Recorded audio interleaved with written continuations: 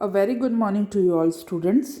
In our last class, we have completed aluminum smelting, means we have started the classification of mineral based industries. In that, we have completed iron and steel industries and aluminum smelting industries. Now, we are going to see the third classification, that is of chemical industries. This is also a mineral based industry. The chemical industry in India is fast growing and diversifying. It contributes approximately 3% of the GDP. Means the contribution of chemical industries to our national growth, to our GDP, gross domestic product, is 3%. It is the third largest in Asia and occupies the 12th place in the world. अगर overall Asia में देखा जाए तो जो chemical industries की position है India की, वो थर्ड लार्जेस्ट है इन एशिया. और ओवरऑल वर्ल्ड देखा जाए तो our place is 12th place. It comprises both large and small scale manufacturing units. तो केमिकल इंडस्ट्रीज की छोटी इंडस्ट्रीज मैन्युफैक्चरिंग यूनिट्स भी और बड़ी बड़ी जो इंडस्ट्रीज भी देखने को मिलती हैं. Rapid growth has been recorded in both inorganic and organic sectors. चाहे ऑर्गेनिक केमिकल इंडस्ट्रीज हो चाहे इनऑर्गेनिक केमिकल इंडस्ट्रीज हो, दोनों में ही रैपिड ग्रोथ देखी गई है nowadays. Inorganic chemical includes, अब इनऑर्गेनिक में कौन कौन से केमिकल्स आ जाते हैं? That is sulphuric acid use to manufacture fertiliser. Sulphuric acid use होता है for manufacturing fertilisers, synthetic fibres, plastics, adhesive paints, dyes, stuffs. उसके अलावा सेकंड जो इनऑर्गेनिक केमिकल है दैट इज नाइट्रिक एसिड. फिर है अल्काइज, soda ash. Soda ash use होता है to make glass, soaps and detergents, papers. उसके अलावा कास्टिक सोडा. तो ये सारे क्या है? इनऑर्गेनिक केमिकल है. These industries are widely spread over the country. पूरे देश में, पूरे इंडिया में जगह जगह पे हमको केमिकल इंडस्ट्रीज देखने को मिलती हैं. Organic chemicals include petrochemicals, which are used for manufacturing of synthetic fibers, synthetic rubber, plastic, dyestuffs, drugs, and pharmaceutical. Pharmaceutical means medicine related, medical related जो companies हैं उसमें organic chemicals use होते हैं. Organic chemical plants are located near oil refineries और petrochemical. क्योंकि petrochemical से related है तो जो ऑर्गेनिक केमिकल मतलब ऑयल से रिलेटेड होता है बेटा, तो ये जो प्लांट्स हैं, ये जो इंडस्ट्रीज है, वो उसी जगह पे लोकेट होती है जहाँ पे ऑयल रिफाइनरीज हो, ऑयल अवेलेबल हो. ठीक है. The chemical industry is its own largest consumer. मतलब केमिकल इंडस्ट्री खुद की ही लार्जेस्ट कंज्यूमर है. समझ में आ रही है? जो एक केमिकल इंडस्ट्री एक तरीके का केमिकल प्रोड्यूस कर रहा है, मतलब कि सपोज टू इंडस्ट्री है, इंडस्ट्री ए और इंडस्ट्री बी. इंडस्ट्री बी जो ए जो है एक तरीके का केमिकल प्रोड्यूस कर रहा है और वहीं इंडस्ट्री बी दूसरे तरीके का केमिकल प्रोड्यूस कर रहा है. कोई तीसरी इंडस्ट्री है, इंडस्ट्री सी, तो वो ए और बी दोनों से केमिकल लेके दोनों को मिक्स करके कोई थर्ड तरीके का केमिकल प्रोड्यूस कर रही है. तो जो केमिकल इंडस्ट्रीज है वो खुद की ही लार्जेस्ट कंज्यूमर भी है. ठीक है. मतलब केमिकल्स को कंबाइन करके जो है दूसरे तरीके के केमिकल्स प्रोड्यूस किए जाते हैं. Basic chemicals undergoing process to further produce other chemicals that are use for industrial appliances. मतलब फर्दर केमिकल प्रोड्यूस करके इंडस्ट्रियल अप्लायंसेस में यूज किया जाता है, एग्रीकल्चर और फॉर डायरेक्ट कंज्यूमर यूज. ठीक है. तो दीज आर केमिकल इंडस्ट्रीज. अब नेक्स्ट इंडस्ट्री अपन देख रहे हैं फर्टिलाइजर इंडस्ट्री. फर्टिलाइजर जो एग्रीकल्चर वगैरह में यूज होता है ना बेटा, for increasing the production, agriculture productivity, तो वो फर्टिलाइजर्स होते हैं. The fertiliser industry is centred around the production of nitrogenous fertiliser. जहाँ पे नाइट्रोजनस फर्टिलाइजर अवेलेबल है, मीन्स जो यूरिया अपन बोलते हैं ना, यूरिया, खाद, ये वर्ड यूज करते हैं ना एग्रीकल्चर, जो फार्मर्स से नॉर्मली इन चीज़ों को यूज करते हैं. तो जहाँ पे यूरिया अवेलेबल है, यूरिया प्रोड्यूस होता है, यूरिया को अपन बोलते हैं नाइट्रोजनस फर्टिलाइजर, जहाँ प्रोड्यूस होता है उन एरियाज के आसपास ही ज़्यादातर फर्टिलाइजर इंडस्ट्रीज देखी गई है.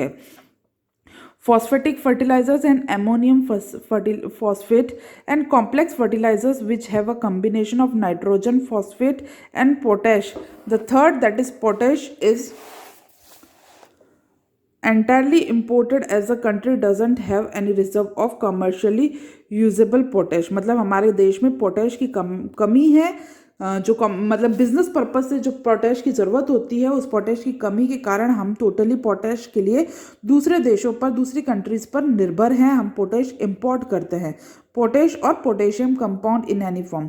India is the third largest producer of nitrogenous fertiliser. Nitrogen fertiliser जो अपन ने यूरिया पढ़ा ना, उसका थर्ड लार्जेस्ट प्रोड्यूसर है India. There are 57 fertiliser units manufacturing nitrogenous and complex nitrogenous fertiliser. 57 हमारे पास यूनिट्स हैं, इंडस्ट्रीज है जो नाइट्रोजनस फर्टिलाइजर्स जो है प्रोड्यूस करती है। 29 for urea and 9 for producing aluminium sulphate as a by product and 69 other small units producing single sulfur phosphate. At present there are 10 public sector मतलब government industries and one is cooperative sector, और एक cooperative sector at Hazare in Gujarat under the Fertilizer Corporation of India. After the green revolution the industry expanded. Green revolution पता है ना आपको, HYV sheets जो है invent होना, chemical fertiliser use करना। तो जब ग्रीन रिवॉल्यूशन आया ना तो फर्टिलाइजर्स का यूज़ बढ़ गया। यूज़ बढ़ने से जो है फर्टिलाइजर्स की फैक्ट्रीज भी बढ़ गई, एक्सपांड होने लगी। अलग अलग पार्ट्स ऑफ इंडिया में जो है केमिकल फर्टिलाइजर इंडस्ट्रीज खुलने लगी। कहाँ कहाँ? गुजरात, तमिलनाडु, उत्तर प्रदेश, पंजाब, केरला। ठीक है। अदर जो एरियाज हैं वो है आंध्र प्रदेश, उड़ीसा, राजस्थान, बिहार, महाराष्ट्र, असम, वेस्ट बंगाल, गोवा, दिल्ली, मध्य प्रदेश एंड कर्नाटका। तो इन सब जगह पर जो है ग्रीन रिवॉल्यूशन मीन्स 1960s के बाद में है, बहुत सारी केमिकल इंडस्ट्रीज खुलने लगी। क्योंकि ग्रीन रिवॉल्यूशन क्या था? Use of chemical fertilisers, HYV seeds और पेस्टिसाइड्स, तो for increasing the production on the same piece of land. So after green revolution the chemical fertiliser industries also expanding. Next अपन पढ़ रहे हैं cement industries. Cement is essential for construction activity such as building houses, factories, bridges, roads, airport, dams. मतलब किसी भी तरह की कोई भी कंस्ट्रक्शन में हमको किसकी जरूरत पड़ती है? सीमेंट की। सीमेंट आप सब जानते हैं। This industries required bulky and heavy raw material like limestone, silica, aluminium and gypsum. इन सबको मिला के सीमेंट प्रोड्यूस किया जाता है और ये सब बल्की और हैवी मटेरियल होता है। ठीक है। Coal and electric power are needed apart from rail transportation. उसके अलावा कोल और इलेक्ट्रिक पावर भी चाहिए और रेल ट्रांसपोर्टेशन की ज़रूरत होती है सीमेंट इंडस्ट्रीज को रन करने के लिए, क्योंकि बल्कि मटेरियल है तो एक जगह से दूसरी जगह ट्रांसपोर्ट करने के लिए गुड नेटवर्क ऑफ ट्रांसपोर्टेशन की ज़रूरत भी होती है। The first cement plant was set up in Chennai. जो सबसे फर्स्ट सीमेंट प्लांट सेटअप हुआ था इंडिया में वो हुआ था चेन्नई में 1904 में। After independence, the industry is expanded. Decontrol of price and distribution since 1989 and other policies reforms led the cement industries to make, मतलब डी कंट्रोल मीन्स पहले गवर्नमेंट ने कंट्रोल कर रखा था बेटा इस पे कि सिर्फ गवर्नमेंट ही सीमेंट इंडस्ट्रीज में डील करेगी। अब जब गवर्नमेंट ने डिस्ट्रीब्यूट कर दिया, डी कंट्रोल मतलब अपनी पावर डिस्ट्रीब्यूट कर दी, एक्सपांड कर दी, तो प्राइवेट इंडस्ट्रीज ने भी इसमें हाथ डालना शुरू किया। और ऑब्वियसली जब बहुत सारे लोग इन्वॉल्व हुए तो सीमेंट इंडस्ट्रीज जो है रैपिडली फ्लोरिश करने लगी। प्लस टेक्नोलॉजिकल डेवलपमेंट भी होने लगा और प्रोडक्शन भी इंक्रीज होने लगा। There are 128 large plants and 332 mini cement plants in the country. India produces of varieties, अलग अलग वराइटीज ऑफ सीमेंट जो इंडिया में प्रोड्यूस किए जाते हैं। Improvement in the quality has found the produce a readily available market in East Asia, Middle East, Africa, south Asia apart from a large demand with in the country. तो सिर्फ cement की जो demand है India में ही नहीं है बल्कि ये सारे जो कंट्रीज़ हैं यहाँ से भी सीमेंट की डिमांड जो है बहुत ज़्यादा इंडिया से, इंडिया एक्सपोर्ट करती है इन सब कंट्रीज़ में। This industry is doing well in terms of production as well as export. ठीक है, हम बहुत सारा सीमेंट एक्सपोर्ट भी कर रहे हैं। Efforts are being made to generate adequate domestic demand and supply in order to maintain this industries. और बहुत सारे एफर्ट्स लगाए जा रहे हैं इन इंडस्ट्रीज को और ज़्यादा जो है फ्लोरिश करने में। नेक्स्ट इंडस्ट्रीज हमारी ऑटोमोबाइल इंडस्ट्रीज। ऑटोमोबाइल्स आप लोग सब जानते ही होंगे, नहीं जानते हैं तो बेटा जो हमारे ये व्हीकल्स हैं, व्हीकल्स को हम बोलते हैं ऑटोमोबाइल्स। अंडरस्टैंड? तो ऑटोमोबाइल्स इंडस्ट्रीज में vehicles related industries. Automobiles provide vehicle for quick transportation of goods and services. तो ऑटोमोबाइल्स नहीं होंगे, मीन्स ऑफ ट्रांसपोर्टेशन नहीं होंगे तो कहीं ना कहीं हमारा इंडस्ट्रीज भी वेस्ट है।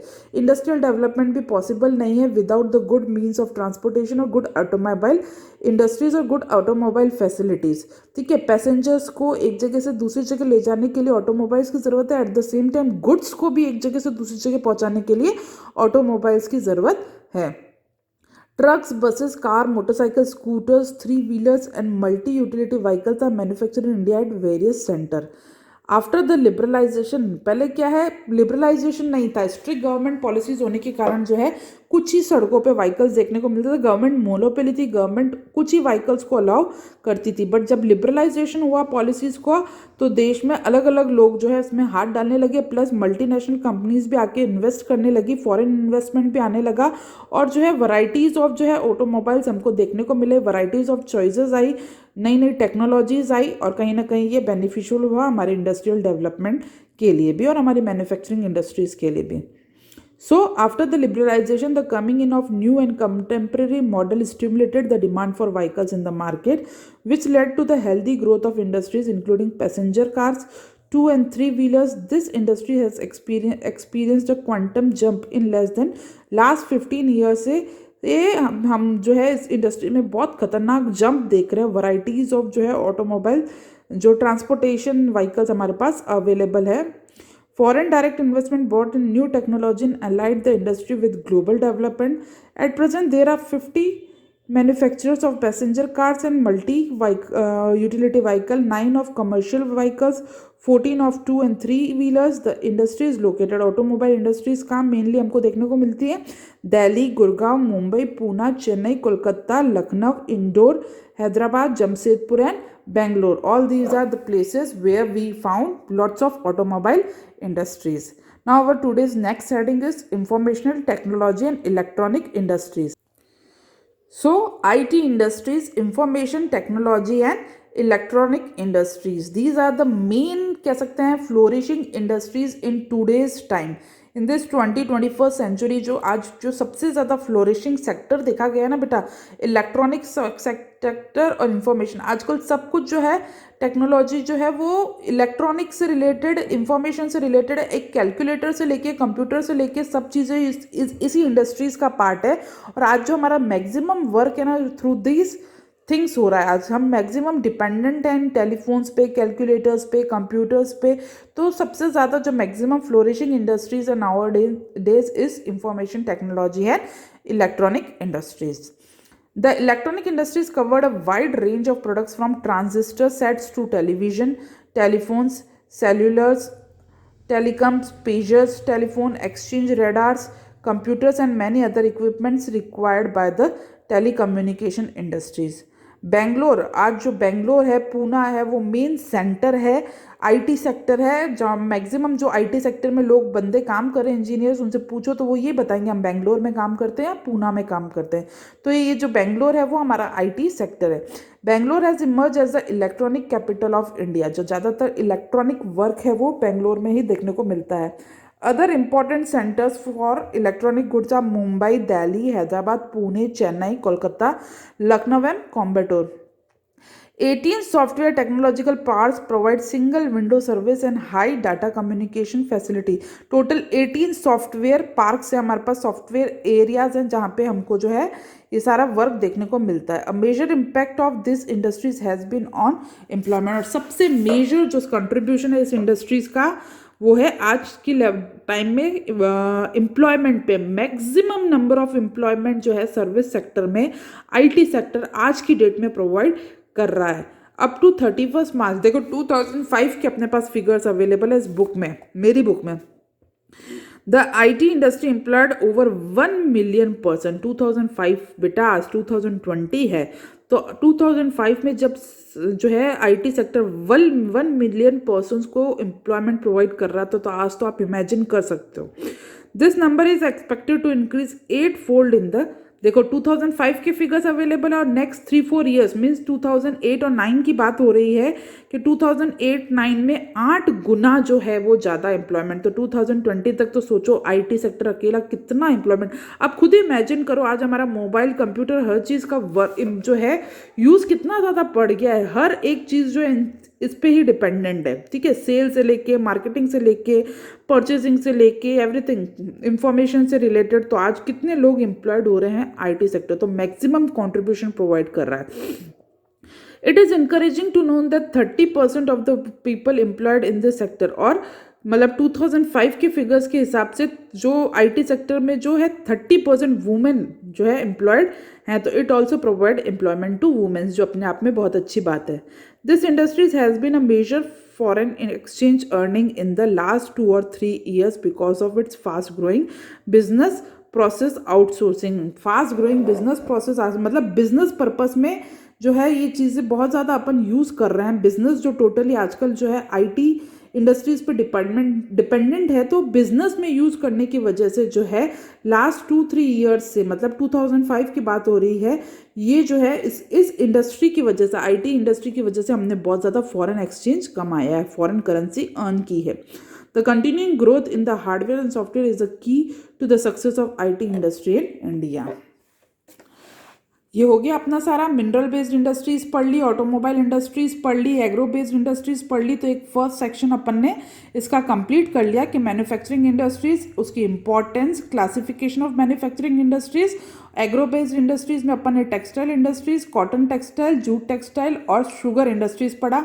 उसके बाद मिनरल बेस्ड इंडस्ट्रीज में अपन ने आयरन स्टील पढ़ा, aluminium industries, fertilisers, chemical industries पढ़ा, सीमेंट इंडस्ट्रीज पढ़ा, इजंट इट. अपन ने ऑटोमोबाइल इंडस्ट्रीज देख लिया, इंफॉर्मेशन टेक्नोलॉजी इंडस्ट्रीज. तो ये एक सेक्शन अपना खत्म हो गया आज का.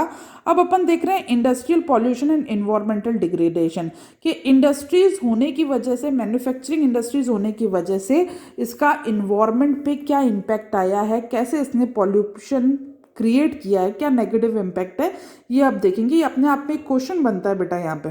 What are the impact of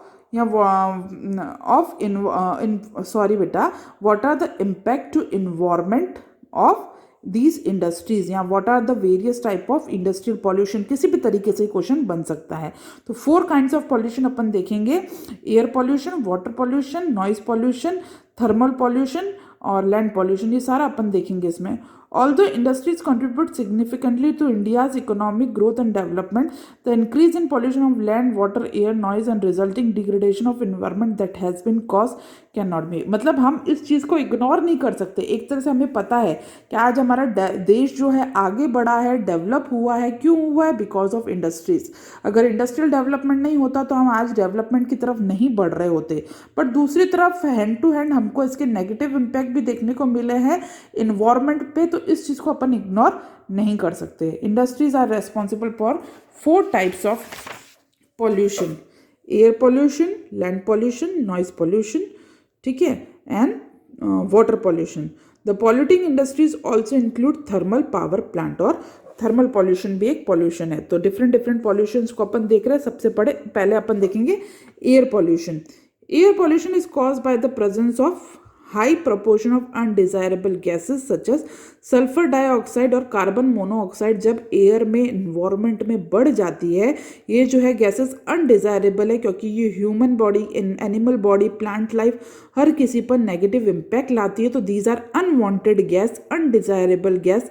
जब इनकी क्वांटिटी इन्वायरमेंट में बढ़ जाती है तो तब अपन कहते हैं एयर पॉल्यूट हो रही है. मतलब जो नेचुरल रिक्वायर्ड एयर है उसमें पॉइजनस गैसेस मिल जाने से जो pollution increase होता है, that is called as air pollution.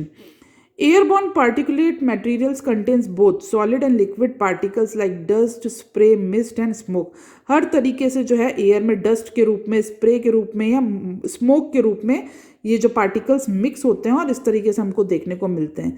Smoke कहाँ से आता है? Is emitted by chemical and paper factories, brick kilns, refineries, smelting plants, burning of fossil fuels in big and small factories that ignore pollution norms. मतलब जो pollution norms को follow ना करके, pollution को कंट्रोल ना करके, जो ये सारी इंडस्ट्रीज की वजह से जो है हमको स्मोक देखने को मिलता है. Toxin gas leaks can be very hazardous with long term effects. Are you aware of the Bhopal gas? Bhopal gas tragedy बेटा, एक्चुअल में ये ट्रेजेडी थी जिसमें पॉइजनस गैस रिलीज होने से थाउजेंड्स ऑफ डेथ्स जो हो गई थी. एक फैक्ट्री में लीकेज हो गया जिससे पॉइजनस गैस इमिट हुई. रात को लोग सो रहे थे और रात के समय गैस रिलीज हुई और थाउजेंड्स ऑफ डेथ्स देखने को मिली थी. Air pollution adversely affects human health, animal, plants, buildings and the atmosphere. Air pollution की वजह से हर जगह पे हमको जो है इसका नेगेटिव इम्पैक्ट देखने को मिला है. नेक्स्ट है water pollution is cause by organic और इनऑर्गेनिक. दोनों तरह की इंडस्ट्रीज है, ऑर्गेनिक, इनऑर्गेनिक. आगे अपन ने देखा था ना मटेरियल्स. तो दोनों तरीके की इंडस्ट्रीज से वाटर पॉल्यूशन होता है. And effluents discharge into river. Water pollution क्या, इंडस्ट्रीज जो ऑर्गेनिक इनऑर्गेनिक इंडस्ट्रीज है ना बेटा, वो क्या करती है, अपने एफ्लुएंट्स को वाटर में डिस्चार्ज कर देती है, अपनी गंदगी को, वेस्ट को वाटर में डिस्चार्ज कर देती है, जिससे जो है नदियाँ पॉल्यूट हो जाती है। The main culprit in this regard sir, कौन कौन सी इंडस्ट्रीज ज़्यादा जो है वाटर पॉल्यूट करती है? Paper, pulp, chemical, textile, dyeing, petroleum refinery, tendering, tendering मतलब leather related, electroplating industries that let out dyes, detergent, acid, salts, heavy metals like lead, mercury, pesticides, fertilizers, synthetic chemical with carbon, plastic and rubber into the water bodies। ये सारी चीज़ें water bodies में discharge करके water को pollute करती है। Fly ash, potash, gypsum and iron steel slags are the major solid waste. ठीक है, और जो ऐश, कोल बर्न करने से जो ऐश हवा में उड़ता है, वो जब पानी में मिल जाता है तो ये कन्वर्ट हो जाता है सॉलिड वेस्ट में। नेक्स्ट तरीके का, नेक्स्ट जो अपना पॉल्यूशन है that is thermal pollution. Thermal pollution means जब हॉट वाटर रिलीज होता है through thermal industries into water, तो उससे नेगेटिव इम्पैक्ट आता है हमारी, नेगेटिव इम्पैक्ट किस पे आता है? हमारी एक्वेटिक लाइफ पे, फिश लाइफ पर, जो वाटर इंसेक्ट्स हैं, एनिमल्स हैं, उन पर इस हॉट वाटर का नेगेटिव इम्पैक्ट आता है। Plus cold water, hot water, chemical water आपस में मिलकर वो भी जो है वाटर को गंदा करता है। अगर वन लीटर बेटा डर्टी वाटर होता है ना, तो वो 8 लीटर वाटर, 8 टाइम्स जो आप 8 गुना 8 लीटर वाटर को जो है डर्टी कर सकता है। Waste from nuclear power plant, nuclear and weapon production facilities cause cancer। Plus जो न्यूक्लियर पावर प्लांट्स का वेस्ट जब पानी में मिलता है तो इससे क्या क्या हार्म्स हो सकते हैं? इससे कैंसर हो सकता है, बर्थ डिफेक्ट्स हो सकते हैं, मिसकैरेजेस हो सकते हैं।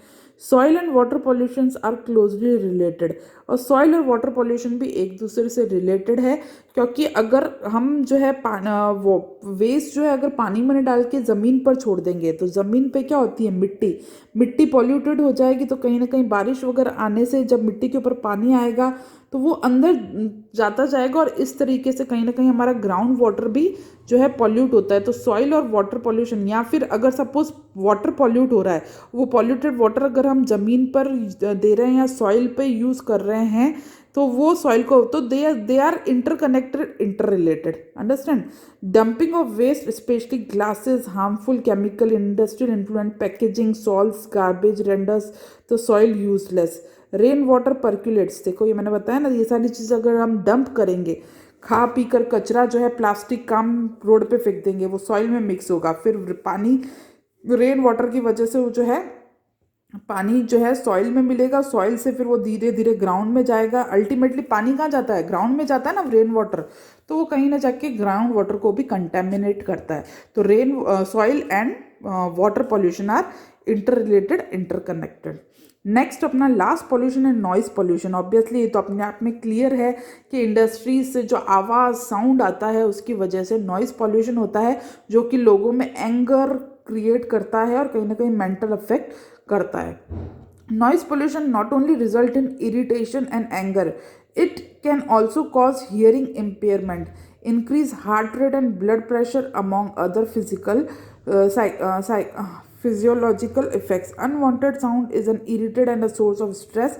Industrial and construction activities, machineries, factory equipment, generators, so the phonetic and electrical drills also make a lots of noise. तो नॉइस पोल्यूशन भी इम्पैक्ट करता है, ये अपने आप में क्लियर है बेटा। ये सारे पोल्यूशन अपन पहले से ही पढ़ते आ रहे, this is not a new thing for us. तो ये सारे अपन ने देख लिया कि इन्वायरमेंट पर क्या प्रभाव पड़ता है, तो अलग अलग तरीके से प्रभाव पड़ता है इंडस्ट्रीज़ का। अब अपन इसको इन्वायरमेंटल डिग्रेडेशन को कैसे कंट्रोल कर सकते हैं, इन इंडस्ट्रीज़ को किस तरीके से डाइवर्ट कर सकते हैं, ऐसा क्या इंडस्ट्रीज़ में हम यूज़ कर सकते हैं जिससे कि हम इन्वायरमेंटल डिग्रेडेशन को कंट्रोल कर सकते हैं। तो यहाँ पे भी अपने आप में एक क्वेश्चन बन रहा है।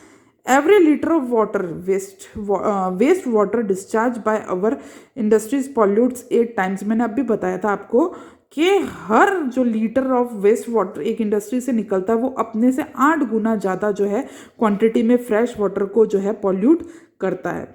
How can the industrial pollution of fresh water, तो फ्रेश वाटर्स का इंडस्ट्रियल पॉल्यूशन कैसे रोका जा सकता है? तो minimising use water for processing by reusing and recycling it in 2 और मोर सक्सेसिव स्टेजेस। तो इंडस्ट्रीज क्या कर सकती है, वेस्ट वाटर को वहीं कलेक्ट करके और उसको रिसाइकिल करके बार बार उस वाटर को यूज करके दूसरे फ्रेश वाटर को गंदा होने से रोक सकती है।